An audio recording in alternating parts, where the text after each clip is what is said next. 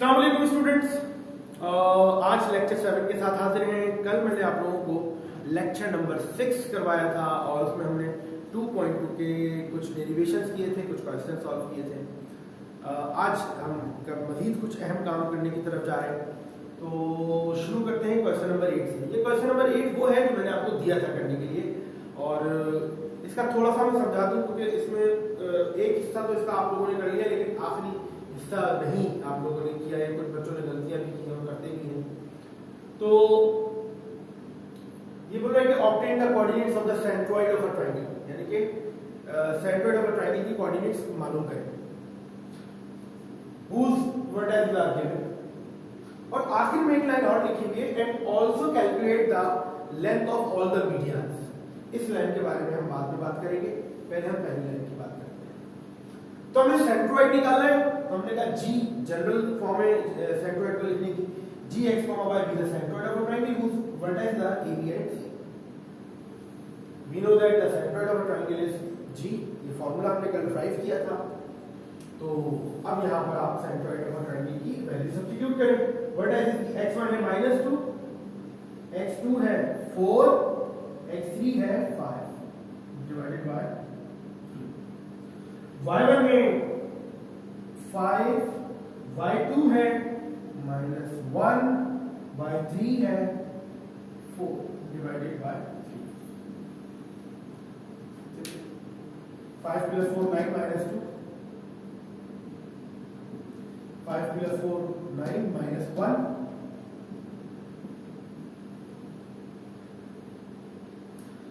ये centroid of a triangle आ गया। Required centroid, ये तो किया है, इसमें कोई मसला भी नहीं। ये तो मैं नहीं भी करवाता तो आप कर लेते, लेकिन इसमें काम थोड़ा सा है, और वो ये and also calculate the length of all the medians, यानी कि आपको लेंथ ऑफ मीडियंस मालूम करनी है। तो मैंने कल आपको मीडियन बताया था, और वो क्या था कि जो ट्रायंगल का वो लाइन सेगमेंट जो वर्टेक्स से गिरे और सामने वाली साइड के मिड पॉइंट पे गिरे, उसको हम मीडियन कहते हैं। तो अब मीडियन एक गिरेगा ए से, ठीक है, जो ए से गिरेगा वो बी सी के मिड पॉइंट पे गिरेगा। एक गिरेगा सी से जो ए बी के मिड पॉइंट पे गिरेगा। एक गिरेगा बी से जो ए सी के मिड पॉइंट पे गिरेगा। सही है।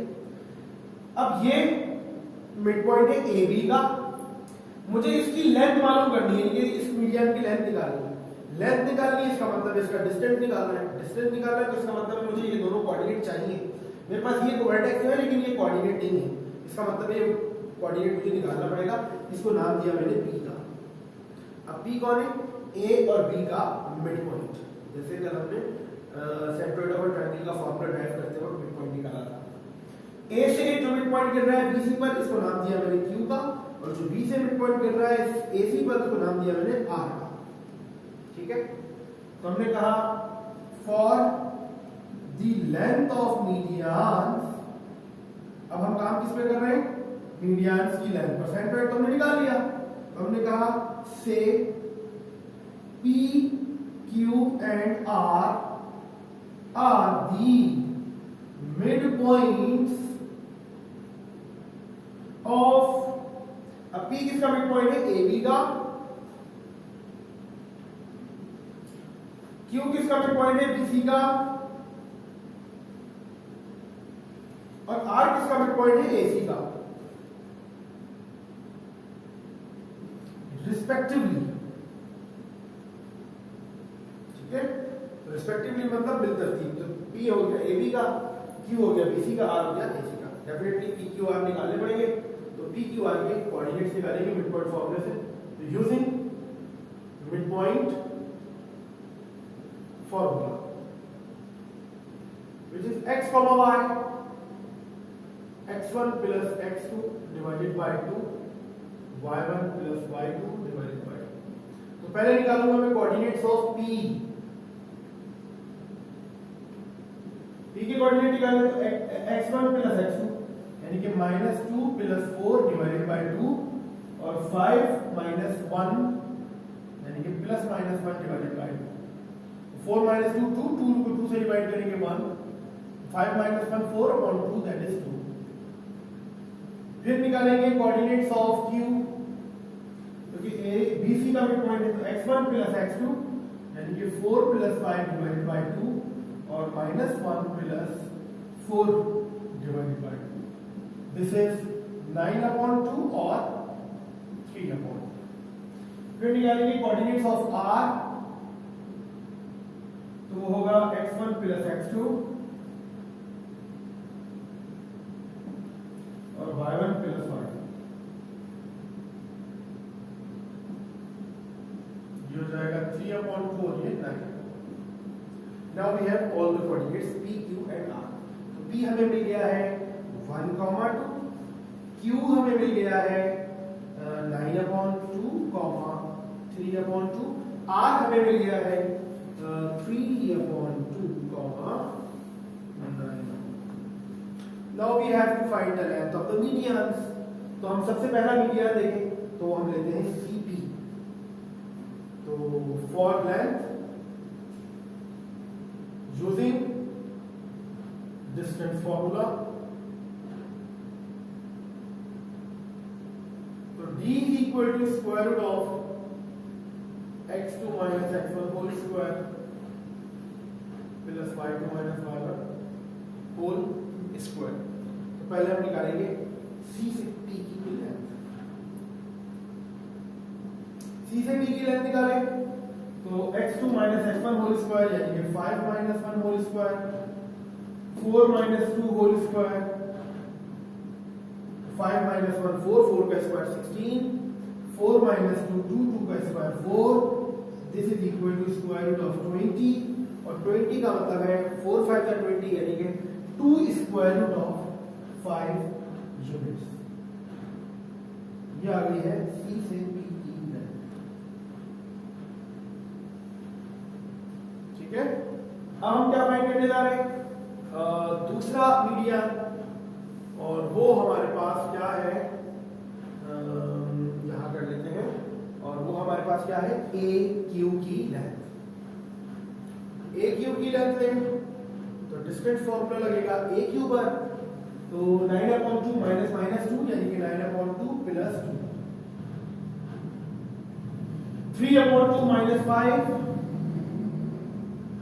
होल स्क्वायर, 2 टू द 4 और 4 और 1 9, 13 अपॉन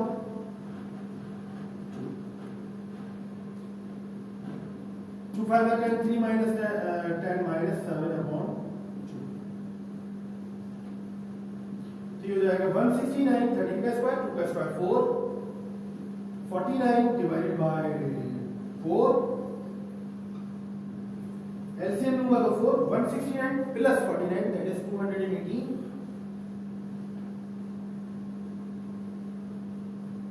और 218 स्क्वायर रूट से बाहर कुछ भी चीज नहीं निकलती, क्योंकि 109 को 2 से मल्टीप्लाई करेंगे तो 218 आता है, और उसका जो है वो कोई फैक्टर नहीं बनता। Square root of 218 divided by 2, this is AQ। अब हमें मालूम करना है क्या, BR। तो BR का डिस्टेंस आप लोग खुद मालूम कर लीजिएगा, क्योंकि दो डिस्टेंस मैंने निकाल दी, तीसरी लेंथ ऑफ मीडियन आप फाइंड करेंगे। तो ये क्वेश्चन नंबर 8 का पहला पार्ट मैंने कराया, इसका 4 पार्ट है टोटल। अच्छा, इसके पार्ट्स में कुछ मसला है, तीसरे या चौथे में आपको शायद, आप अगर बुक का आंसर देखेंगे तो आपको मिलेगा नहीं, क्योंकि इसके कोऑर्डिनेट्स जो दिए हुए ना वो आंसर के मुताबिक नहीं है, यानी कि बुक के अंदर सवाल में गलती है। तो अगर आपका आंसर गलत आ रहा हो तीसरे या चौथे पार्ट में तो आप उसमें परेशान नहीं होइएगा, बस ये चेक कर लीजिएगा कि आपकी तरफ से गलती ना हो। ठीक है, तो ये मैंने आपको क्वेश्चन नंबर 8 कराया है। इसका एक चीज रहती है वो है BR, वो आपको खुद फाइंड करने की छोटी सी लेंथ निकालनी है, इसके बाकी पार्ट आप लोग आसानी से सॉल्व कर सकते हैं। आगे बढ़ते हैं, पहले आप इसका स्क्रीनशॉट लेंगे फिर हम आगे क्वेश्चन सॉल्व करते हैं। अच्छा जी, आगे बढ़ते हैं और एक हम छोटी सी बात को मजीद डिस्कस करते हैं। एक ही सवाल है इसका, इन सेंटर ऑफ ट्रायंगल का, उसकी बात करते हैं। और मैंने कल आप लोगों को सेंट्रोइड ऑफ फॉर्मूला ड्राइव करवाया था, तो उसी तरह से ये इन सेंटर ऑफ अ ट्रायंगल भी है। सेंट्रोइड ऑफ अ ट्रायंगल मैंने आपको पढ़ाया था ऐसा triangle centroid of a triangle ऐसा पॉइंट जहां पर तमाम मीडियन आकर मिलते हैं, उस पॉइंट को हम सेंट्रोइड ऑफ अ ट्राइंगल कहते हैं। अब हम बात कर रहे हैं इन सेंटर ऑफ अ ट्राइंगल, यानी कि ट्राइंगल का इन सेंटर क्या होता है। एक्चुअली इन सेंटर जो ऑफ अ ट्राइंगल से मुराद क्या है कि वो सर्किल जो ट्राइंगल में इंस्क्राइब्ड होता है, यानी the circle whose which passing through the sides of the triangle, या ट्राइंगल की तीनों साइड उस सर्किल को टच कर रही हो। तो ये आप लोगों ने फर्स्ट ईयर में चैप्टर नंबर 12 में पढ़ा है। तो इस ट्राइंगल को हम कहते हैं इंस्क्राइबिंग ट्राइंगल, इसके सेंटर को कहते हैं, सर्किल को कहते हैं इन सर्किल, इसके सेंटर को हम कहते हैं इन सेंटर, और इसके रेडियस को हम कहते हैं इन रेडियस। ठीक है, तो ऐसा सेंटर जो जिसमें सर्किल जो है ना ट्राइंगल की तीनों साइड्स को टच कर रहा हो, इंस्क्राइब्ड हो। तो अब डेफिनेशन देखिए क्या लिखी है मैंने, incentre of a triangle is a centre of the inscribed circle. Incentre of a triangle से मुराद क्या है, incentre of the inscribed circle, यानी कि सर्किल के इंस्क्राइब्ड जो वो सर्किल जो इंस्क्राइब्ड है उसका सेंटर। इंस्क्राइब्ड सर्किल से मुराद जो ट्राइंगल के अंदर है, व्हिच इज द पॉइंट। अब वो पॉइंट कौन है, यानी कि इन सेंटर ऑफ सर्किल कौन सा पॉइंट है, is the point of concurrency of all the internal bisectors of angles of a triangle. यानी कि जो ट्राइंगल के तीनों एंगल्स है ना, उनको जो लाइन बाइसेक्ट करेगी उनको इंटरनल बाइसेक्टर ऑफ एंगल कहेंगे। भाई बाइसेक्टर का मतलब होता है दो इक्वल पार्ट में तोड़ना, इंटरनल का मतलब होता है अंदर से तोड़ना। यानी कि अगर मेरे पास ये एक ट्राइंगल है ना, ये सपोज करें कि ये एंगल अगर है 80 डिग्री का, तो इंटरनल बाइसेक्टर क्या करेगा, इस एंगल को दो इक्वल पार्ट में तोड़ देगा, यानी कि 40 डिग्री इधर कर देगा, 40 डिग्री इधर कर देगा, ये कहलाएगा internal bisector of angle. Simple सी बात है। सपोज करें कि ये एंगल मैंने लिया है 20 डिग्री का, तो जो इंटरनल बाइसेक्टर होगा वो वर्टेक्स से गिरेगा और इसके एंगल को बाइसेक्ट कर देगा। अब सामने जाकर वो कहीं पर भी गिरे, भले मिड पॉइंट पे गिरे, 90 डिग्री का एंगल बनाए, कुछ भी करे, लेकिन इसमें इंटरनल बाइसेक्टर में क्या है कि वो एंगल को बाइसेक्ट करेगा। जबकि कल मैंने आपको जो मीडियन बताया था वो क्या था कि जो वर्टेक्स से गिरे सामने वाली साइड को बाइसेक्ट करे। इन सेंटर में क्या हो रहा है कि जो इंटरनल बाइसेक्टर ऑफ एंगल है वो एंगल को बाइसेक्ट करता हुआ आ जाए। अब सामने जाकर किसी भी पॉइंट पे गिरे, इससे हमारा कोई कंसर्न नहीं है। ठीक है, अब सपोज करें कि ये जो एंगल है अगर वो 50 डिग्री का है तो इस इंटरनल बाइसेक्टर को 25 और 25 में ब्रेक कर देगा। ठीक है, याद रहेंगे इसके अंदर सर्किल मौजूद होगा, जैसे कि इंस्क्राइब्ड सर्किल होगा। तो ये जो पॉइंट है, this is the point of concurrency, this is the point of intersection, this is the meeting point of all the internal bisector of angles of a triangle. So this point is known as the in centre.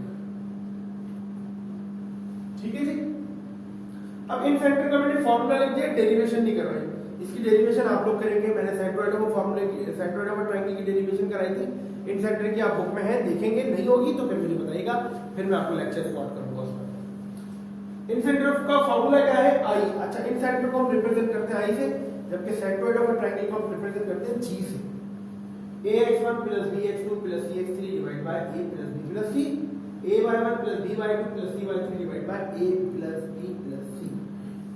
Definitely आपको पता है कि ये जो x1 y1 है, x2 y2 है, x3 y3 है, ये जो ट्रायंगल के तीनों वर्टेक्स हैं, लेकिन ये abc क्या है, ये ट्रायंगल की साइड्स की लेंथ है। यानी कि ये जो a है ना, ये a के अपोजिट साइड की लेंथ क्या होगी, स्मॉल a, b के अपोजिट साइड की लेंथ क्या होगी, स्मॉल b, c के अपोजिट साइड की लेंथ क्या होगी, स्मॉल c। means कि this a, b and c are the length of the sides of a triangle। means कि इन सेंटर निकालने के लिए आपको ट्रायंगल की साइड्स की लेंथ भी निकालनी है। तो ये a कौन है, bc की लेंथ, b कौन है, ac की लेंथ, और c कौन है, ab की length.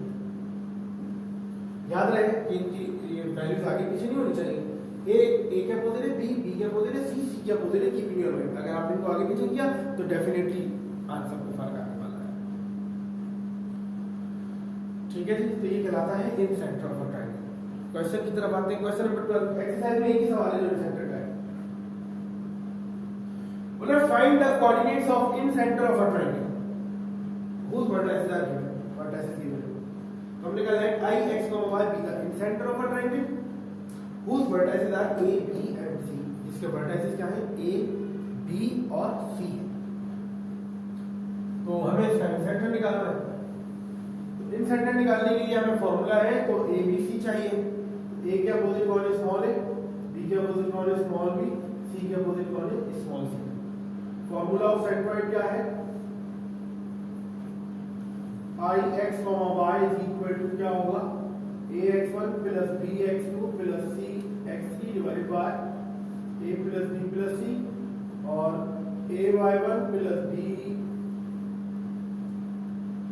y2 plus c y3 divided by a plus b plus c। इसके लिए आपको abc निकालना है। पहले हम निकालेंगे abc। तो for abc using distance formula,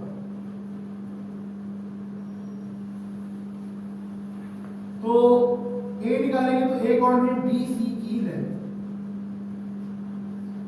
a कौन है? BC की लेंथ। तो 9 - 8 होल स्क्वायर, 9 - 2 होल स्क्वायर। 9 - 8 का मतलब 1 और 8 - 2 का मतलब 6, 9 - 2 का मतलब 7। तो 1 का स्क्वायर 1 प्लस 49, that is 50। 50 का मतलब 5 square root of 2 units.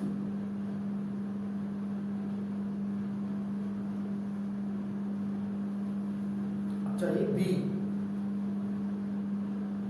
b निकालेंगे तो वो होगा AC की लेंथ।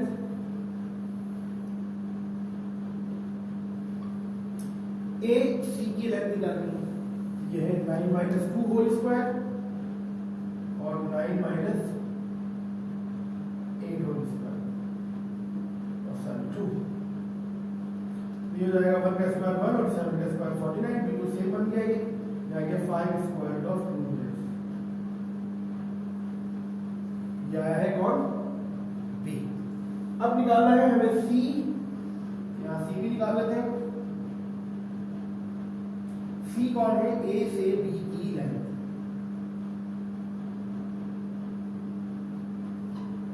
8 - 2 होल स्क्वायर और 2 - 8 होल स्क्वायर। 8 - 2 का मतलब 6, इसका square 36। This is equal to square root of 72। 72 का मतलब होता है 36 2s are, इट मींस कि 6 स्क्वायर रूट।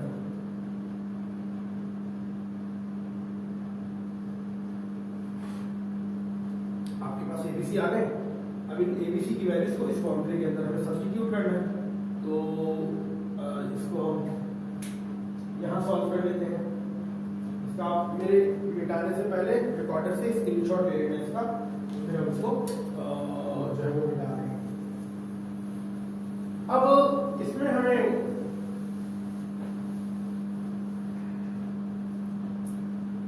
आई निकालना है, आई एक्स y।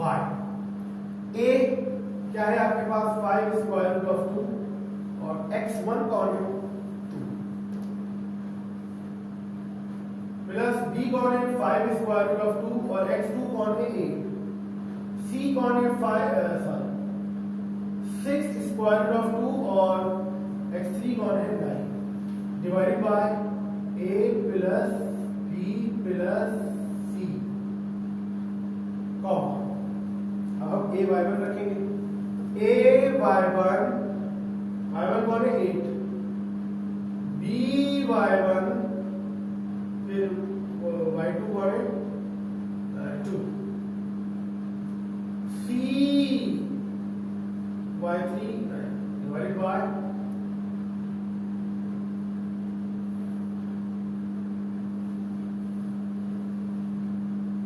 इस फॉर्मूले में हमने वैल्यूज को सब्स्टिट्यूट किया।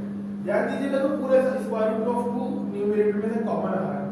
यहाँ बचेगा 5 2 10, यहाँ बचेगा 8 5 40 और ये बचेगा 6 9 54 डिवाइडेड बाय यहाँ से भी स्क्वायर रूट ऑफ 2 कॉमन आ रहा है, तो ये हो जाएगा 5 प्लस 5 प्लस 6।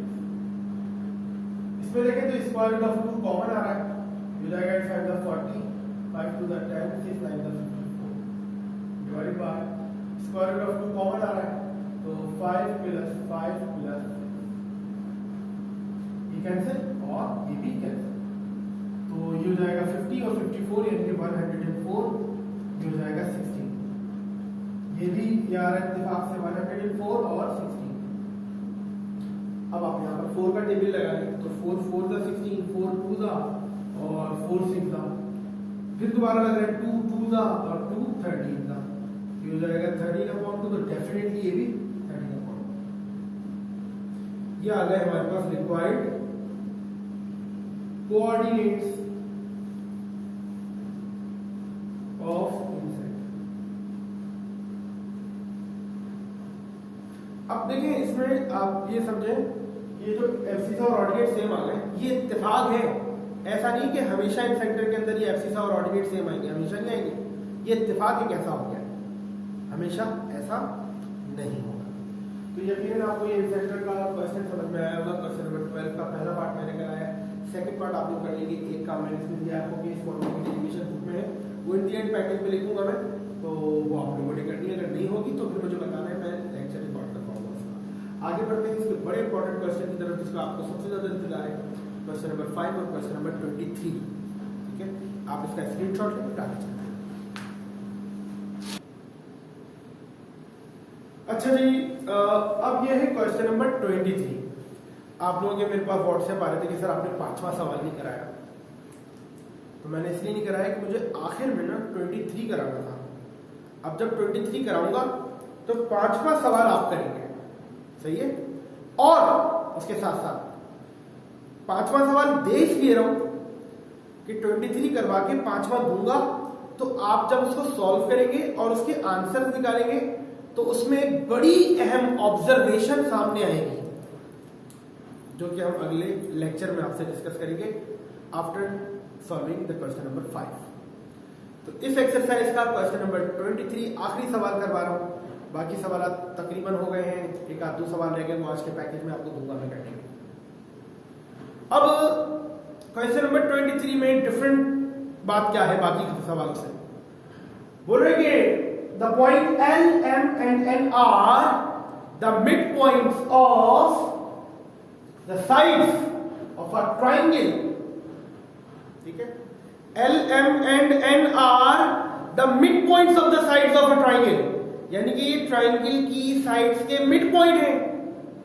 पूछ क्या रहा है, फाइंड इट्स वर्टाइसेस, वर्टाइसेस मालूम करने हैं, ट्राइंगल के वर्टाइसेस मालूम करने हैं। ऐसा तो हमने अभी तक कोई सवाल ही सॉल्व नहीं किया, हम एक वर्टेक्स मालूम कर चुके हैं, लेकिन हमने तो 2 भी वर्टेक्स मालूम नहीं किए, यानी कि इस सवाल में ट्राइंगल के तीनों वर्टाइसेस मालूम कर रहा है, जो कि बहुत बड़ा काम है। हमें ट्राइंगल के वर्टाइसेस मिलते थे, हम मिड पॉइंट फाइंड करते थे, यहां पर हमें मिड पॉइंट दिए गए हैं और ट्राइंगल के वर्टाइसेस फाइंड करने। How we can find the vertices? तो डेफिनेटली अगर आपने एक वर्टेक्स मालूम करना होता है तो आपको 2 वेरिएबल की वैल्यूज निकालनी होती है। जैसे अगर 2.1 को याद हो आपको, तो हमने एक वर्टेक्स निकाला था तो x और y सपोज किया था। अगर 2 वर्टेक्स निकालेंगे तो 4 वेरिएबल निकालने पड़ेंगे, और अगर 3 वर्टेक्स निकालने हैं तो 6 वेरिएबल की वैल्यूज निकालनी पड़ेगी।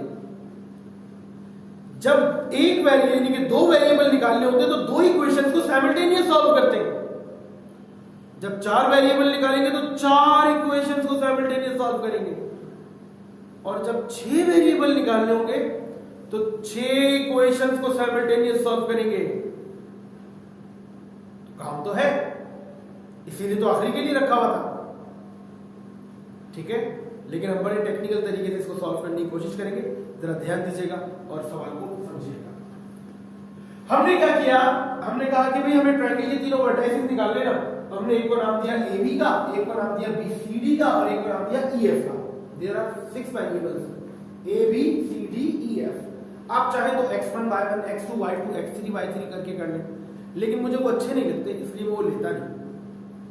ठीक है, with the vertex over 20 and given that और सवाल में दिया हुआ L M and N are the midpoints of the sides of a triangle। अब देखिए इसमें ना L M N ट्रायंगल की साइड्स के मिड पॉइंट है। अब भाई कौन सी साइड की मिड पॉइंट है? किसी की भी साइड के मिड पॉइंट है तीनों में से। यानी अगर मैं L को यहां रख दिया, M को यहां रख दिया, N को यहां रख दिया, कोई मसला नहीं है। अगर मैं L को यहां रख दूं, M को यहां रख दूं, N को यहां रख दूं, कोई सी भी मैं मिड पॉइंट को मूव कर सकता हूं। यहां पर मेरे पास कोई पाबंदी नहीं, सही है। इसलिए कहीं पर भी रेस्पेक्टिवली की टर्म नहीं आई। क्लियर? अब हमें करना क्या है? हमें इन वेरिएबल्स की वैल्यू निकालनी है। वेरिएबल की वैल्यूज निकलेगी जब इक्वेशन बनेगी। अब इक्वेशन कैसे बनेगी? अब जाहिर सी बात है कि अगर L A B का मिड पॉइंट है तो मिड पॉइंट फॉर्मूला लगेगा। B M B C का मिड पॉइंट है, N A C का मिड पॉइंट है, तो फिर मिड पॉइंट फॉर्मूला लगाना पड़ेगा। तो using the mid point formula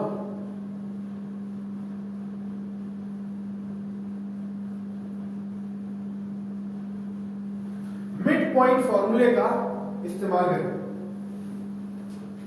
अब मिड पॉइंट फॉर्मूला क्या है? x, y।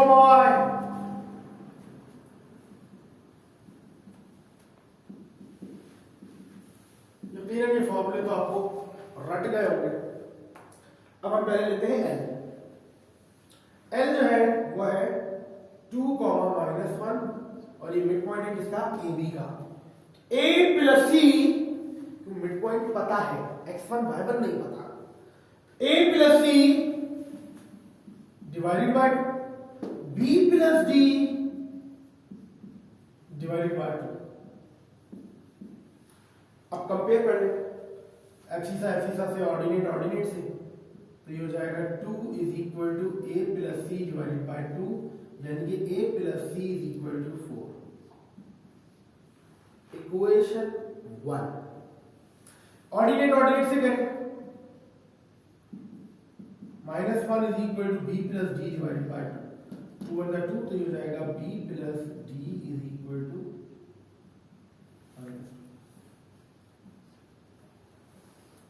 ये आ गई इक्वेशन 2। दो इक्वेशन मिल गई। अब आपने L मिड पॉइंट से जब हम L A B का मिड पॉइंट लिया तो दो इक्वेशन मिल गई, तो डेफिनेटली दो इक्वेशन यहां से मिलेंगी, तो यहां से मिलेंगी, तो 6 इक्वेशन आ जाएगी। पहले इक्वेशन निकालते हैं, फिर उसको संभालना सीखेंगे कि how we can manage these equations. अब यहां पर M को लें,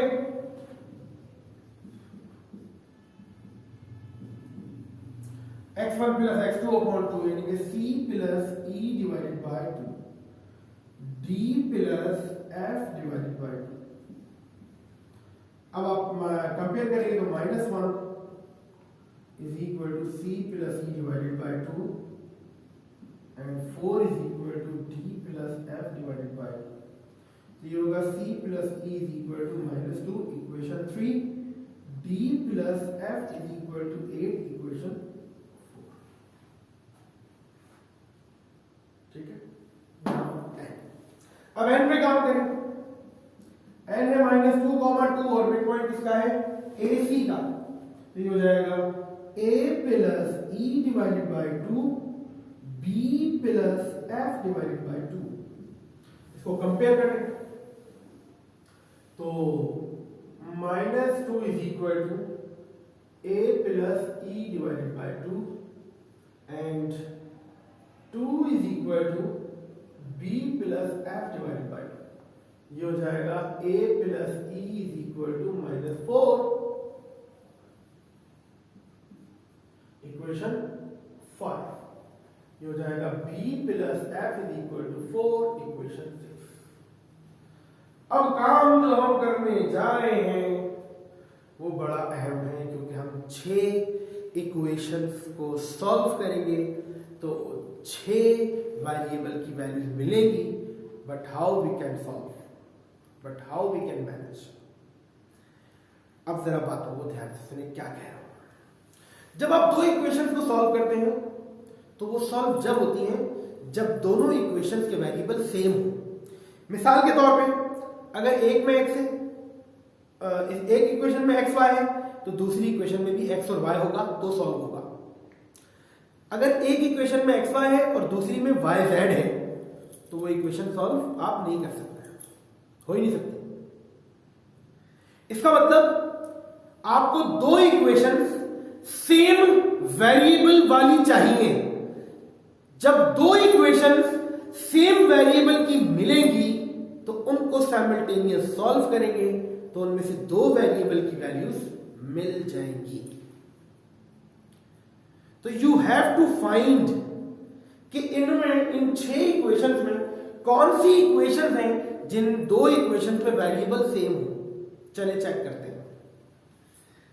पहली इक्वेशन, पहली और दूसरी देखें तो ACBD दूर दूर तक कोई ताल्लुक नहीं, CEDF दूर दूर तक कोई ताल्लुक नहीं, AEBF दूर दूर तक कोई ताल्लुक नहीं।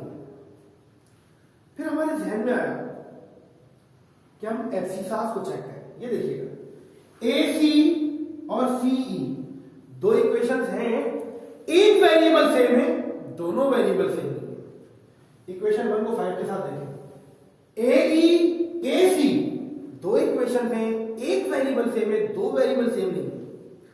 3 and 5 CEAE दो इक्वेशन हैं, एक वेरिएबल सेम है, दो वेरिएबल सेम नहीं है।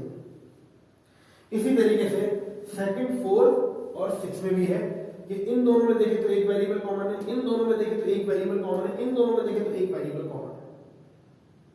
लेकिन हमें दो इक्वेशंस सेम वेरिएबल वाली चाहिए, तो हमें इन इक्वेशंस को एब्सिसास और ऑर्डिनेट्स के लिए अलग अलग सॉल्व करना पड़ेगा। अब आप ऑब्जर्व करें कि A, C और E ये एब्सिसास है, B, D और F ये ऑर्डिनेट्स हैं।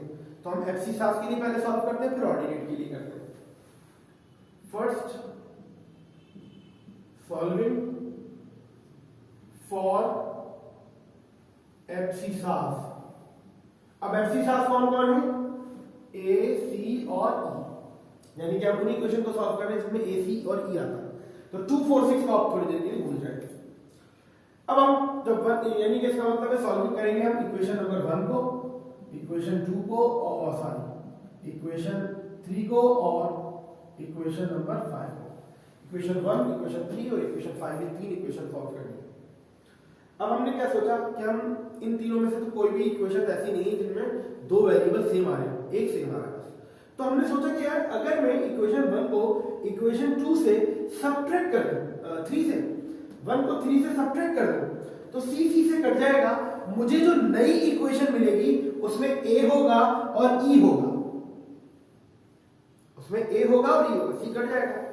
अब मेरे पास जो 7वीं इक्वेशन आएगी उसमें A और E है, और मेरे पास जो 5वीं इक्वेशन है उसमें भी A और E है। तो हम इसमें कामयाब हो जाएंगे कि दो इक्वेशन सेम वेरिएबल वाली बन जाएंगी।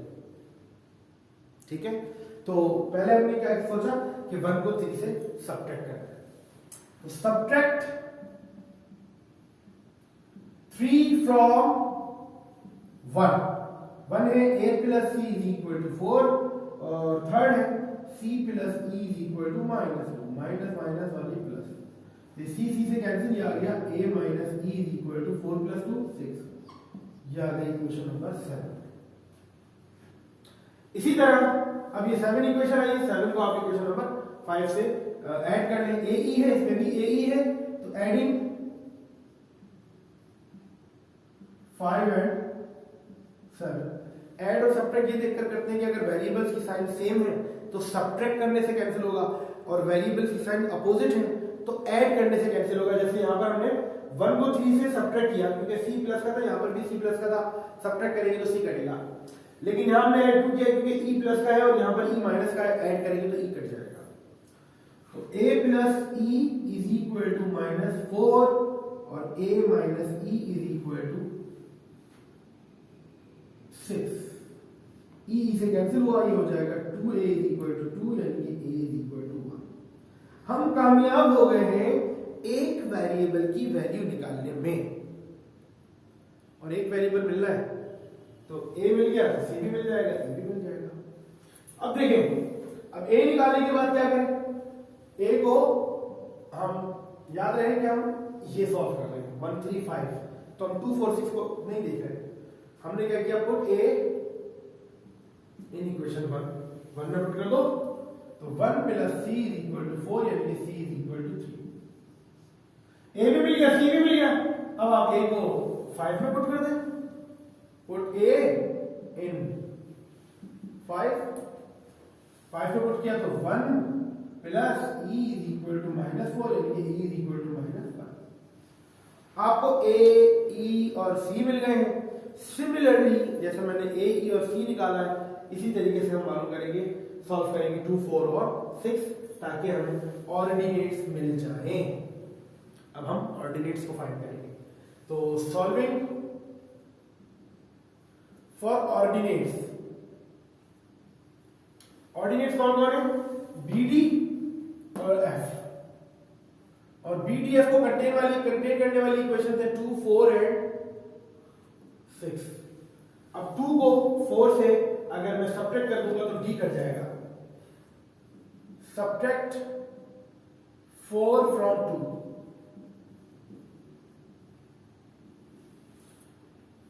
तो ये b plus D is equal to -2 और ये d plus F is equal to 8।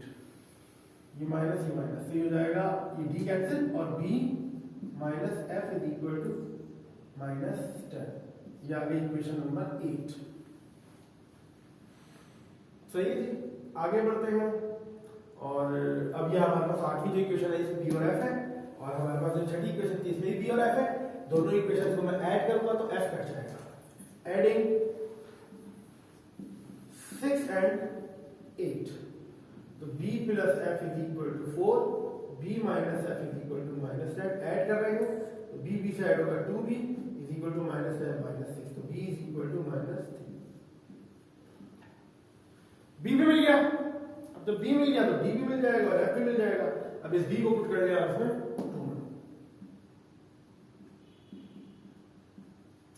तो ये हो जाएगा -3 plus d is equal to -2। -3 right hand side पर जाएगा तो d हो जाएगा 1। आपके पास d भी आ गया है। अब आप b पुट कर लें, f मालूम करना है तो f मालूम करने के लिए b को पुट कर लें 6 में, तो ये हो जाएगा 3 sorry plus f is equal to 4। -3 हो जाएगा तो f आ गया 7। तो अब आपके पास 6 वेरिएबल की वैल्यूज मिल गई हैं। आपने अब तक अपनी 12 साल स्टडी में ये पहला सवाल किया होगा जिसमें आपने 6 वेरिएबल्स को सॉल्व किया है। ठीक है, सवाल की बड़ी इंपॉर्टेंस है। तो हमें अब सारे वेरिएबल्स मिल गए हैं। Finally we have the vertices। पहला लिया था हमने a, b, तो a हमें मिला था 1, b मिला है -3। फिर हमने लिया था c, d, c मिला है 3 और d मिला है हमें 1। फिर हमने मिला था e, f, तो e कौन है -5 और f कौन है 7। ये आ गए आपके पास ट्रायंगल के तीनों वर्टाइसेस। यकीनन आप लोगों को बात समझ में आ गई होगी। काम था ज्यादा सवाल में, यकीनन ज्यादा काम था सवाल में, तो लेकिन इसकी प्रैक्टिस करेंगे और फिर मैं जो पैकेज के क्वेश्चन दे रहा हूँ उनको सॉल्व करेंगे। और अगर कोई बात समझ में नहीं आए तो रिवाइंड करके देख लीजिएगा, रिवर्स करके देख लीजिएगा, आपको चीज़ें क्लियर हो जाएंगी। बाकी वरना मुझसे आप पूछ ही लेंगे। तो पहले इसका स्क्रीनशॉट ले लें तो मैं आपको पैकेज इसका देता हूँ। अच्छा जी, आज आप लोगों का पैकेज क्या है? तो कम पैकेज है, क्वेश्चन नंबर 5 और क्वेश्चन नंबर 15 करना है और ये इन सेंटर का फॉर्मूला आपको ड्राइव करना है। अच्छा, क्वेश्चन नंबर 12 का सेकंड पार्ट भी है और क्वेश्चन नंबर 8 के रिमेनिंग पार्ट भी है। वो क्वेश्चन नंबर 8 वैसे मैंने कल दे दिया था, इसलिए मैंने दोबारा नहीं लिखा। तो ये काम आप लोग करके लाएंगे इंशाल्लाह, करके लाएंगे नहीं मतलब करके सेंड करेंगे मुझे। और फिर अगला लेक्चर हम स्टार्ट करेंगे। अगर इनमें से कुछ नहीं हुआ तो हम उस पर बात कर लेंगे, करवा देंगे आपको। और अदरवाइज हम अगली एक्सरसाइज शुरू करेंगे 2.3। अपना बहुत ख्याल रखिएगा।